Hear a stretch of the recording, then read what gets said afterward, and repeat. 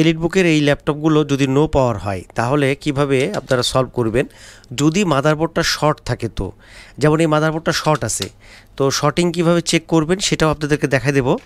তো এই মাদারবোর্ডটা দেখেন নো পাওয়ার, আমি আপনাদেরকে দেখাই দেবো একদম ক্লিয়ার যে অ্যাডাপ্টারের 19 ভোল্টস কিন্তু মাদারবোর্ডটা অন হচ্ছে না, মাদারবোর্ডটা শর্ট আছে, কোথায় আছে অথবা কিভাবে আপনারা ট্রেস আউট করবেন সেই জিনিসটা আজকের ভিডিওতে আপনাদেরকে দেখাই দেবো। আশা করি ভিডিওটা ভালো লাগবে।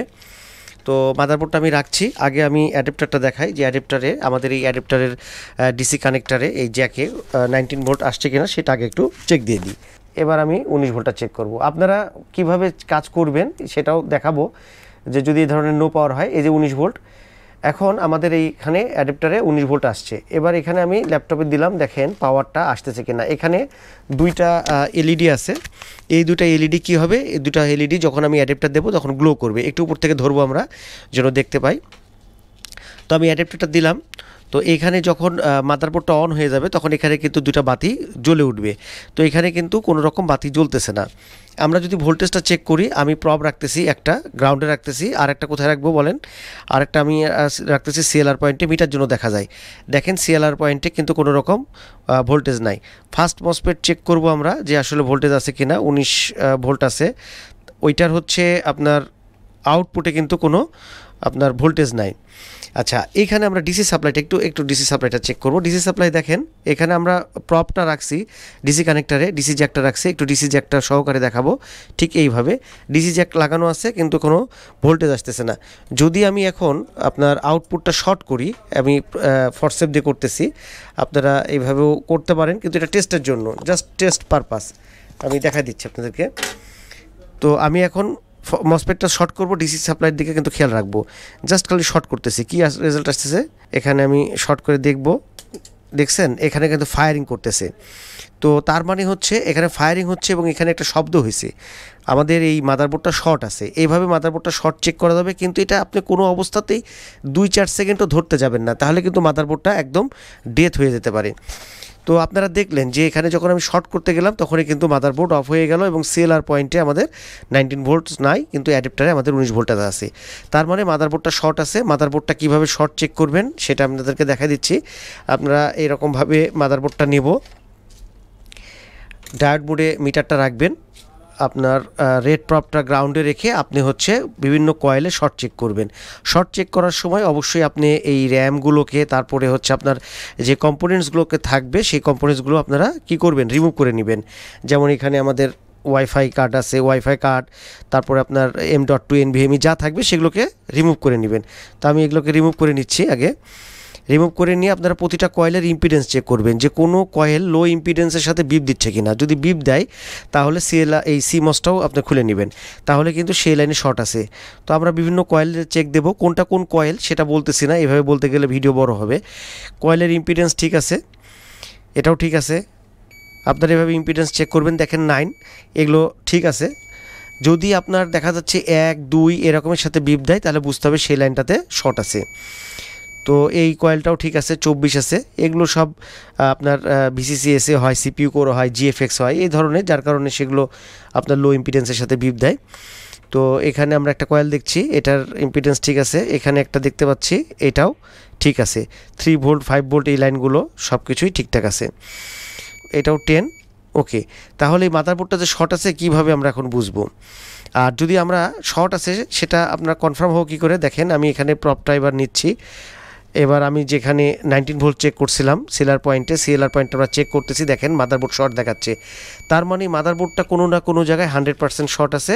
সেই শর্টটা আপনারা ডিসি সাপ্লাইয়ের মাধ্যমে খুব সহজে আপনারা এটা সলভ করতে পারবেন।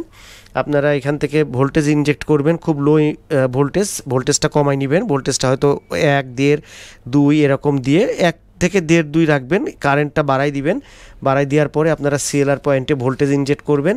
তাহলে আস্তে আস্তে দেখবেন যে কোনো না কোনো কম্পোনেন্টস হিট হচ্ছে। তাহলে সেই ক্ষেত্রে বোঝা যায় যে অমুক জিনিস, মানে অমুক জায়গায় অমুক পার্টসটা প্রবলেম হয়েছে।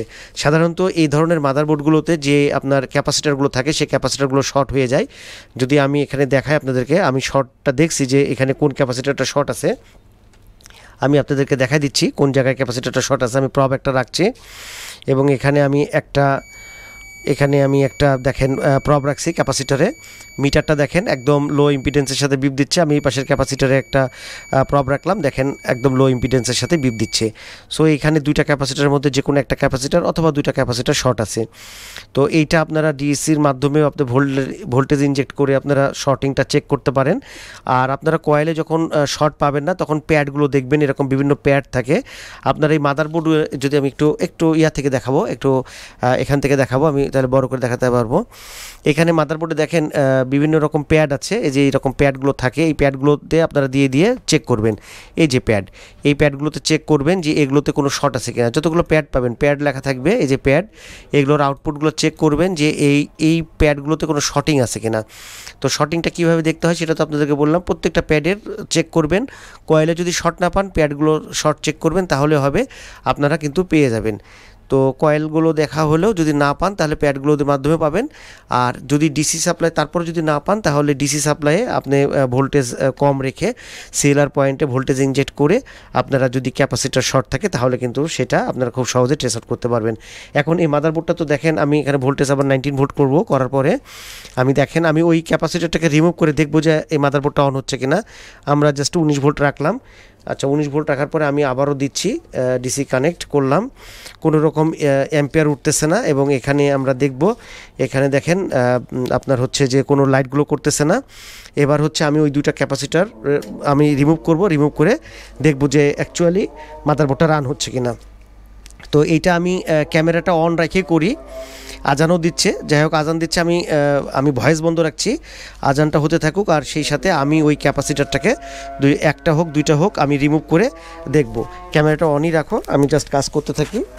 তো আপনারাও ঠিক এভাবে কাজ করতে পারবেন, কোনো অসুবিধা নাই। আমি নিচে একটা কোনো প্যাড দিই যেন কোনো এখানে হিটে নষ্ট না হয়ে যায়।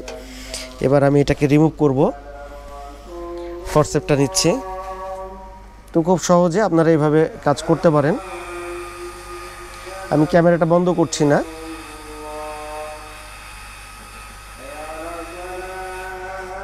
একটা রিমুভ হয়ে গেছে, এটা দেখি শর্ট আছে কিনা অথবা শর্টটা গেছে কিনা সেটাও আমি চেক করতেছি।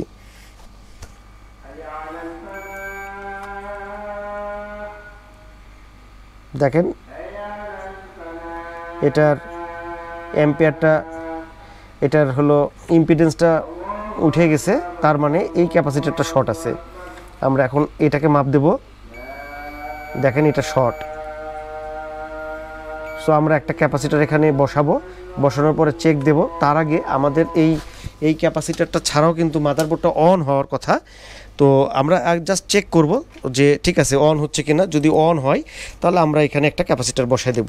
আচ্ছা, এবার আমরা আরেকটা জিনিস চেক করব, সেটা হলো এইখানে যে আমরা দেখছিলাম যে সিএলআর পয়েন্টে আপনার ইম্পিডেন্স দিচ্ছিল, লো ইম্পিডেন্সের সাথে বিপ দিচ্ছিল একদম জিরোর সাথে, সেই শর্টটা ক্লিয়ার হয়েছে কিনা আমরা এখানে ডায়োড মোডে রাখলাম, মিটার তো আছেই, প্রপটা রাখলাম এবং হলো সিএলআর পয়েন্টটা চেক দেব। দেখেন ইম্পিডেন্স চলে আসছে 435। আমি কোন জায়গা চেক দিচ্ছি আমি একটু এই জায়গা থেকে দেখাই দিই, আপনারা হয়তো ক্লিয়ার দেখতে পাচ্ছেন না। আমি যদি একটু জুম করে মনিটরের দিকে থেকে দেখাই দিই, তো সেই ক্ষেত্রে আমি চেক দিচ্ছি কিন্তু অ্যাকচুয়ালি এই জায়গাটাতে, এই পয়েন্টে চেক দিচ্ছি, এই রেজিস্টরটার আউটপুটে চেক দিচ্ছি যে অ্যাকচুয়ালি এইটার আগে ছিল এই জায়গাটাতে ছিল 0 ইম্পিডেন্স আসতেছিল, এখন কিন্তু 435 ইম্পিডেন্স আসছে। তার মানে মাদারবোর্ডের শর্ট ছুটে গেছে।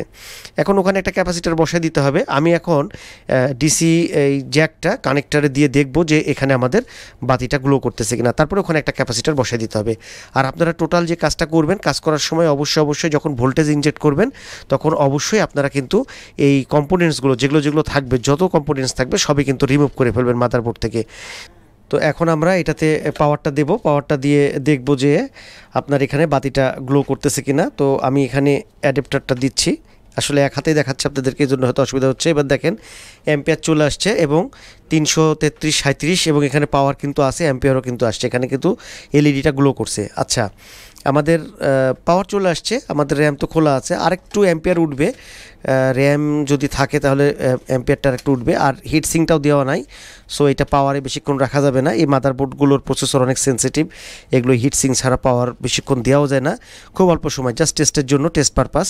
এখানে এলইডিটা গ্লো করছে এবং দেখেন 400 450, আমরা জানি যে এরকম হলে আপনার ডিসপ্লে চলে আসে, তার মানে মাদারবোর্ডটা কিন্তু ওকে হয়ে গেছে। তো আজকের ভিডিওতে আপনাদেরকে দেখালাম, আমি আরেকবার পাওয়ার দেখাচ্ছি যে শর্টিংটা কীভাবে চেক করতে হয়। আশা করি আপনারা ভিডিওটা থেকে বুঝতে পারছেন যে যদি শর্টিংটা প্রবলেম হয়, মাদারবোর্ড যদি শর্ট হয়ে যায়, তাহলে কীভাবে আপনারা এটাকে সলভ করতে পারেন। এটা মাদারবোর্ডটা এখন অন করতে হবে, সুইচ করতে হবে। আমি আরেকবার পাওয়ারটা দিচ্ছি। তো আপনারা ঠিক এইভাবে শর্টিং হলে মাদারবোর্ডগুলো যদি শুধুমাত্র শর্টিংয়ের ক্ষেত্রে এই জিনিসটা আপনারা করতে পারবেন। এ দেখেন অ্যাম্পিয়ার এবং মাদারবোর্ডটা অন। তো শুধুমাত্র শর্টিংয়ের ক্ষেত্রে আপনারা এই প্রসেসে মাদারবোর্ডকে সলভ করতে পারবেন। আর এই মাদারবোর্ডের কোথায় কোন কয়েল, কোনটার কি কাজ, কিংবা কোথায় কোন কম্পোনেন্টস আছে, সেগুলো নিয়ে আজকে আলোচনা করলাম না, ভিডিও বড় হবে। শুধুমাত্র শর্টিংয়ের ক্ষেত্রে আপনারা শর্টটাকে এইভাবে চেক করে মাদারবোর্ডকে খুব ইজিলি রান করতে পারবেন। তারপরেও এই ধরনের মাদারবোর্ড সংক্রান্ত যে কোনো যদি বিষয় আপনারা জানতে চান, তাহলে অবশ্যই কমেন্ট করবেন। আর আজকের ভিডিওটা যদি ভালো লাগে তাহলে কী করতে হবে, অবশ্যই একটা লাইক দিয়ে দিতে হবে। আর আমাদের ছোট্ট চ্যানেলে যদি আপনি নতুন হয়ে থাকেন গাইস, তাহলে অবশ্যই চ্যানেলটা সাবস্ক্রাইব করে দিবেন। তো কথা হবে অন্য কোনো ভিডিওতে, সে পর্যন্ত আপনারা সবাই ভালো থাকবেন সে আশায়। আল্লাহ হাফেজ, আসসালামু আলাইকুম।